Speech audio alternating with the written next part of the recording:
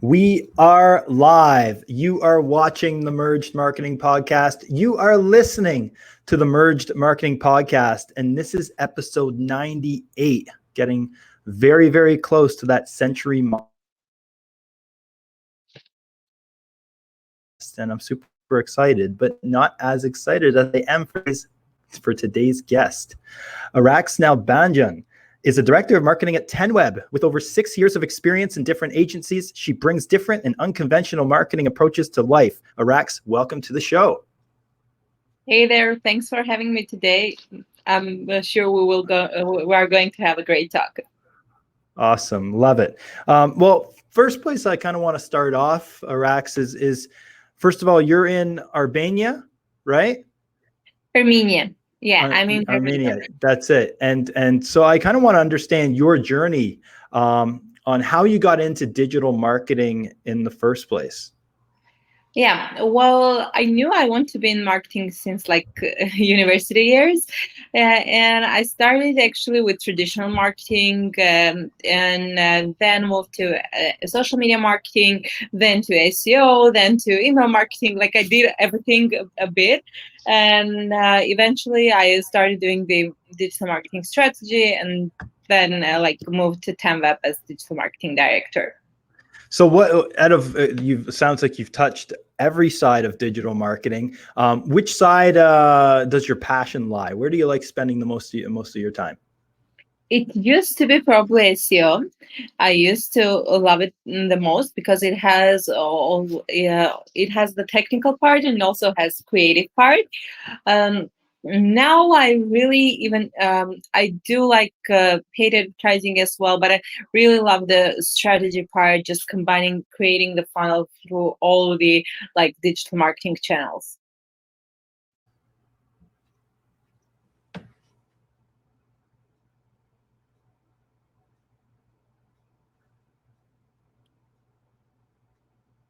Sorry, Rax, lost you there for a second.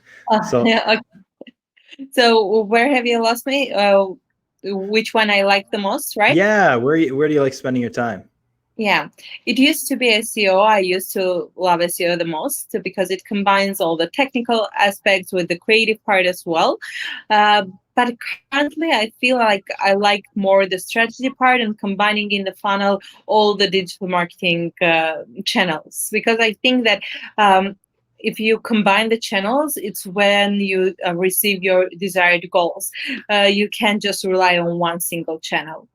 I think that is so important. The fact that you kind of need that sort of omni-channel approach to marketing. You can't put all of your eggs in one basket. You do need to kind of spread yourself out and be strong in all of those areas, and because they do complement each other, right? Yeah, for sure. They do support each other, and they do with each other. They can complete the whole funnel. You can't just, for example, just trust that you will put ads and it will work perfectly. You will get conversions. No, you need to consider the journey of your customer and base your funnel on it.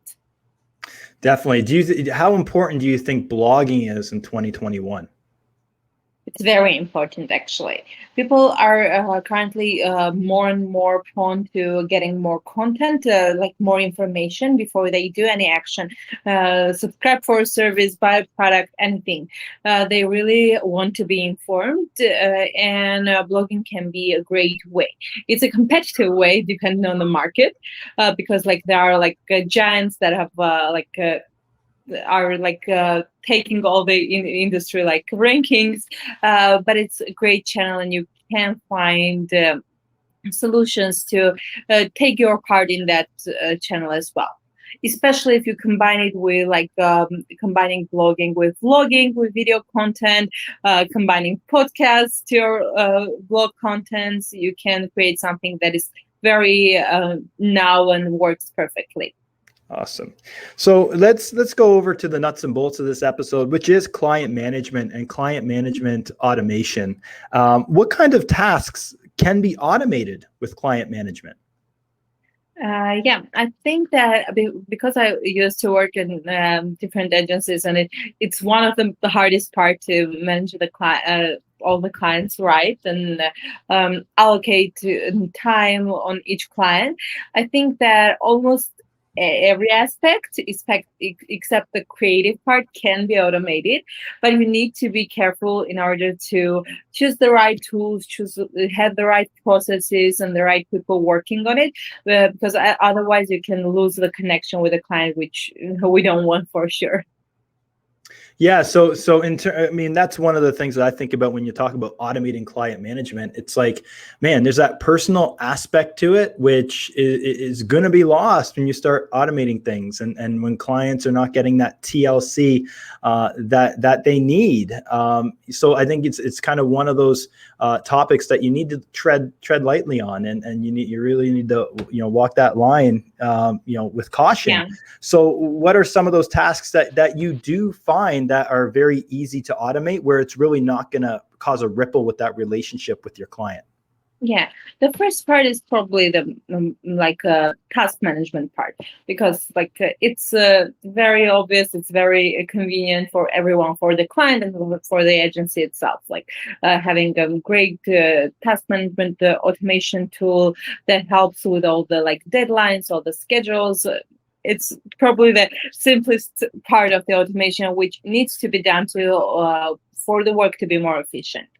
The other part, it can be in the communication part, it can be just the automation in order to not miss meetings. It can be different integration with Slack, for example, that reminds about meetings. It can be different email integrations, just to make everything scheduled perfect, so you won't miss anything. From our side, we just try to spend a lot of time to help our agency clients to automate the website management of their clients, because it's also very important, especially for web development agencies, even marketing agencies, just to make sure, for example, your website is backed up, your website is working perfectly, and not spend time on that manual hideous tasks, and have all that automated.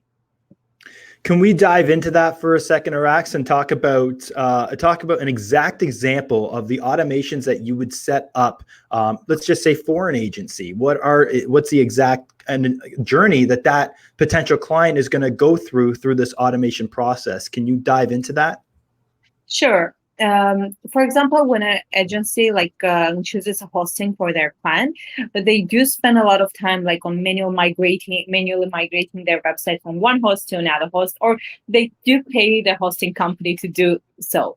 We've created an automated migration, which you just connect your website with the help of our platform, and your website gets automatically migrated without any issue. It's the small part, but it's a hideous manual part that developers spend a lot of time on. The other part, which is even more important, that agencies spend a lot of time, is speed optimization of their website. We as marketers know that page speed is a very important aspect for any website, and if the client wants to get more conversions, more interact with their customers in the right way and get more traffic, more rankings, they need to have a great page speed.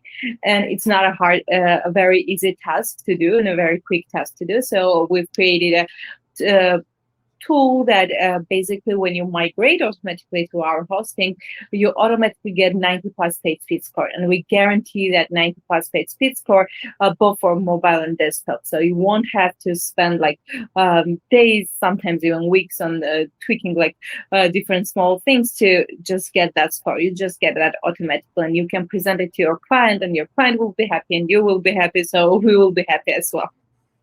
I think that is so important, and people may look over the fact that page speed score is just so important nowadays. People just don't have the time to be patient to wait for a page to load, especially traffic that's hitting your website from social media. Social media traffic has a very low retention rate, and if they're going to hit your site, they need that site to load quick. If it's even going to take 3 seconds, that's 3 seconds too long.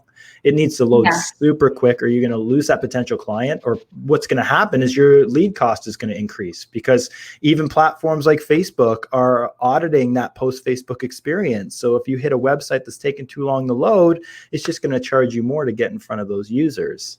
So, yeah, for sure. definitely. For That sure. that And we see 3 seconds, like in all the statistics, we see 3 seconds. If your website loads more in 3 seconds, but now people just after even 1 second they are done. They will leave. You need like 0.5, 0.2 seconds to load. Otherwise, you will lose a lot of clients.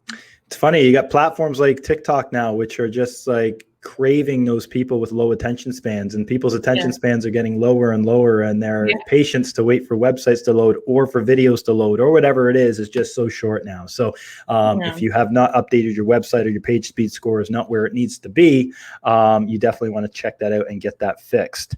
Now, let's go back to talking about automating the client management for a second. And do you find, I mean, how can somebody manage the lack of personalization that happens when you start to do some of this client management automation? Do you find that clients are okay with it, or do you find that they still need that personal touch? And what tasks will you not automate?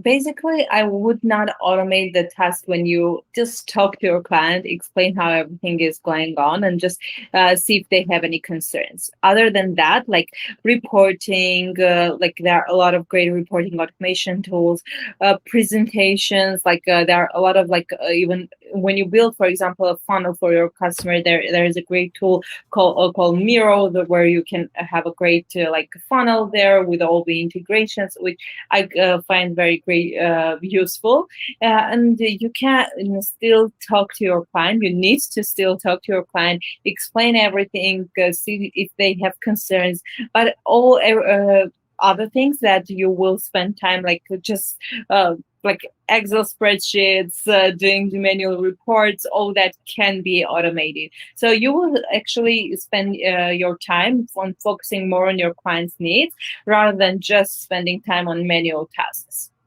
I think a lot of clients in most cases would appreciate that and find it, it's in the 21st century. It's 2021 now. I think a lot of these automations are expected by clients now. And like you said, Araks, it's like, you're not going to automate actual conversations that need to happen with your clients, right? You're going to automate those reports to be directly sent at a certain time each month without the need for that personalized email with each and every report, right? That makes a whole lot of sense. So in terms of, as we're on the topic of client management, I'd like to talk a little bit about client retention. And because obviously, whether you're an agency, whether you're any sort of a subscription based company or membership company, retention rate is always a hot topic, and how to increase retention rate. Do you have any tips or tricks around retaining clients? How can a business retain those clients for a longer period of time? Basically, I think the first thing is to create a great relationship with your client. You need to, first of all, do not overpromise at the beginning when you start working with a client, because it can break the relationship very quickly. Make sure though to over deliver if you can, here and there, and just keep in touch with your clients and see what their needs are, because their needs and their business needs can change throughout the months, throughout the year. Just make sure you're on the same page, and you know what their goals are, and they know that you will do everything to reach their goals. It's basically building a right relationship and maintaining those relationships. But if you can over deliver here and there, and bring something great to your client, it will help for sure. That's so important, not over promising and under delivering, because even when somebody signs up for a service or some sort of a ongoing subscription for the first time, well, with any product, everyone's going to have buyer's remorse. Immediately, they're going to be like, hey, was this a good decision to purchase this? And if that, I find in that next 48 hours after somebody signs up, they're having that buyer's remorse. So, you can really ease that buyer's remorse by delivering or over promising after they sign. I think that's such a good opportunity to have that really good first impression with a client.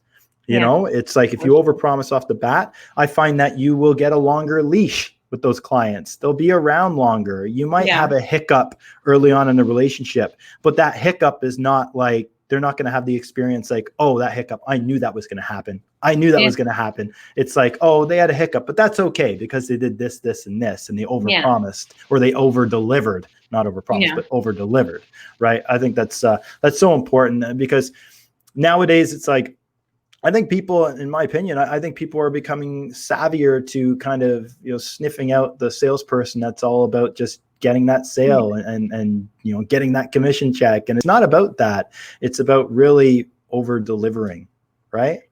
Yeah. Over delivering and understanding your customer, being in a great relationship with your customer, because besides the like retention rate, to always know that a satisfied client will bring more clients, and referred clients are usually the ones that have higher retention rates. So make sure to just keep a great relationship with your customers. Awesome. Let's talk about your company for a minute, 10Web. So 10Web specifically, you have the website builder with AI assistance, right? Basically, our platform does have website builder with AI assistance, but we are combined. We are automated WordPress platform. We offer website building with AI. We offer website optimization, website hosting on Google Cloud. Like, it's the whole website experience automated.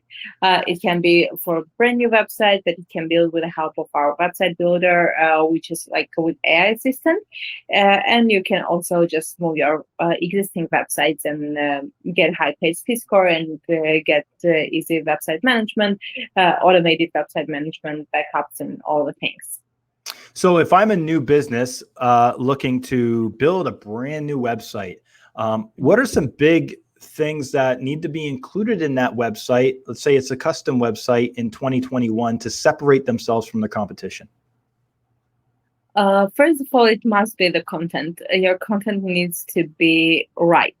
The copy of from your homepage, even people need to understand what you are selling. You don't need to have like very like beautiful words there, like a long content. You need to have like straight to the point. You need to tell what you are selling, and you need to touch their pain points. People are really tired to see just beautiful content, just promising them there's something that they don't understand what they are promising. Just be straight forward. Just say what you are offering and how your offer can help them. After the copy, just have a simple, well readable design that will catch an eye. And keep in mind that your website needs to be appealing and not tiring for the eyes as well. Yeah, I think a lot of people, a lot of businesses miss the mark on this, and that is the clarity that needs to be there above the fold on a website. Like right when somebody lands on your website, they might have some sort of obscure slogan, the magic is in your hands or something like that. It's like, what does that even mean? And it goes back full circle to what we're talking about here, Araks, which is really being clear and concise and giving people that answer they need immediately, whether it's, slow load time on a website, not clear messaging on the website when somebody lands on it. This all attributes to people not retaining themselves on that website or retaining themselves with your company, and you lose them, right? Yeah, for sure. The attention span is getting lower and lower, so we need to be as clear as possible just to catch their attention immediately. Exactly. Absolutely. So in terms of if people out there have any questions for you, Araks, what's the best way for them to get in touch with you? Sure. If they have any questions directly to me, they can reach out through LinkedIn. Just type my name and you will find me. I'll be happy to help you with anything. If you have anything concerning the product, we do have 24/7 live chat on 10web.io. So you can always chat with our live agents and they will help you out with anything. And 10Web offers a free 14-day free trial. Is that right? Yes, we do offer 14-day free trial, so you can test it out without any concerns, and we don't ask for credit card during the trial, so you just can test the platform out and see yourself how it works. How is 10Web marketing yourselves right now? What kind? I'm always curious the ways and avenues that businesses like 10Web are spending their marketing budgets. Yeah, actually, we as probably I said in the beginning, we have the whole covering almost all marketing like channels. Of course, we do advertising as well. We do also have like a huge YouTube team. We spend a lot of time on video content because our platform and industry is quite complicated, and we want to reach our customers by explaining them how everything works. We also do PR, like different awards, different like events like WordCamp, and also social media, email marketing, like everything, but in the funnel. I think that's so smart because it is a complicated industry, and really you need to take an opportunity to use those channels to simplify what you do, right? Yes. And build Yes. that brand. Yeah. Yeah. So important. Awesome. This has been great, Araks. Thank you so much for joining us today. And we end every show with the exact same question. And that is, if you can choose one person, dead or alive, to represent your brand, who would it be and why? Oh, that's a very interesting question. Probably,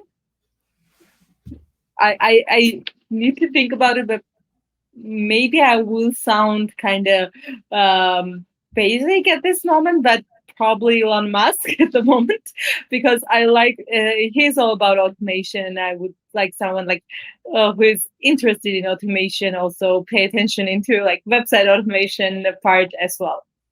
I think Elon Musk would be a great brand ambassador for 10Web. Yeah. Awesome.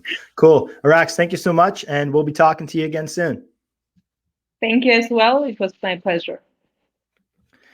Araks from 10Web on the show today. That was great. Learning a lot about the importance of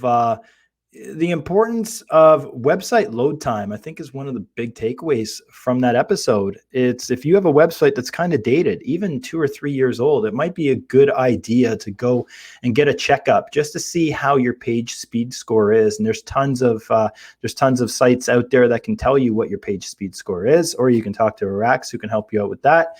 But the key is that people just don't have the attention that they once had for a slow website to load.